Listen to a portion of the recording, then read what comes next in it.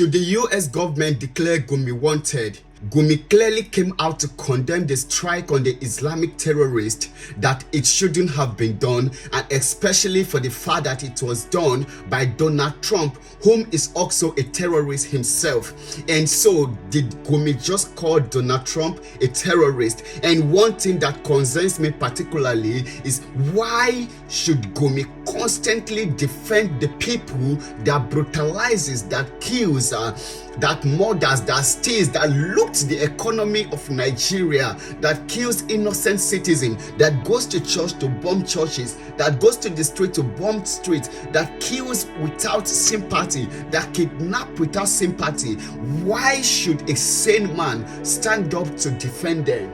From the inception of this terrorism, Gumi has been one man that has defended the terrorists, that has stood by them, that has spoken with them one-on-one, that has done everything humanly possible to make sure that the US does not intervene in what is happening in Nigeria. And after their intervention, Gumi clearly came out to state that the US shouldn't have intervened, and he also added that the man that intervened is not even worthy to fight terrorists, for he is a terrorist himself. Now I want to understand something. Why does one man out of over 200 million people stands by a terrorist group that is condemned by the whole nation, that is condemned by the world, that is condemned by children, that is condemned by women and men? Why does this man justifies what they are doing? Why is no one questioning Gumi? Who is backing up Gumi? Who knows Gumi? Who supports Gumi in this thing? Why is the federal government of Nigeria not questioning Gumi? Why is the UX not asking why this man always backs up the terrorists? It's a very good thing that the terrorist base was. But another action I would want the US to take is to start to question all the politicians, all the people that supported the terrorists, all the people that have in one way or the other stood by the terrorist attack that has been happening. Because this is exactly like trying to curb a situation that you really need to dig from the root. We need to go to the root of this problem.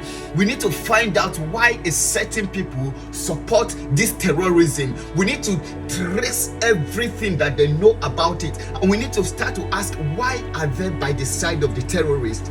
Because why would a sane person come out to support a terrorist group? This is not about freedom of speech or will. This is about human life. This is about life or death. Any man that cannot stand to condemn killing, any man that cannot stand to condemn terrorism, any man that cannot stand to condemn kidnapping should be questioned, because there should be a benefit attached to him that he cannot speak openly about it. Why should a man constantly support a terrorist group? This is beyond being Muslim. There is more to this, because I know Muslims that stands up to condemn this act. But why should a man, why should this single man be the one that knows their whereabouts? Why should this man be the one that goes into the forest to negotiate with them? Why is it this same man be the one that have their contact to call them? Why is it this same man that is the one that knows everything about them?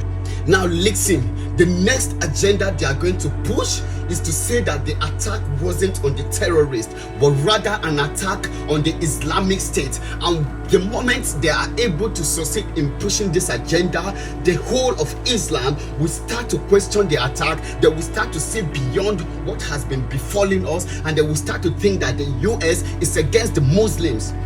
Why that is not the case? I believe that Christian and Muslim can live peacefully if we keep terrorism out. But if we have people like Gumi that continue to support this atrocity, if we have people like Gumi that continue to defend them, if we have people like Gumi that continue to stand up to speak for killers, there is no way we will achieve this. There is no way we'll get through with this. So my point is that the US should invite Gumi. The US should question Gumi. The US should ask Gumi what he knows about this whole thing, the US should thoroughly investigate him. They should check his account, they should check his contact, they should check everything. They should ask Gumi thoroughly. I believe that Gumi has questions to answer, and until that is done, I don't think we'll arrive at the permanent answer. Because you cannot tell me that these children sent themselves into the forest and everything they are doing is just by their own power. So tell me, who supplies them gun? So tell me, who gives them information? So tell me, who gave them phone? Tell me everything they are doing. Who is the sponsor?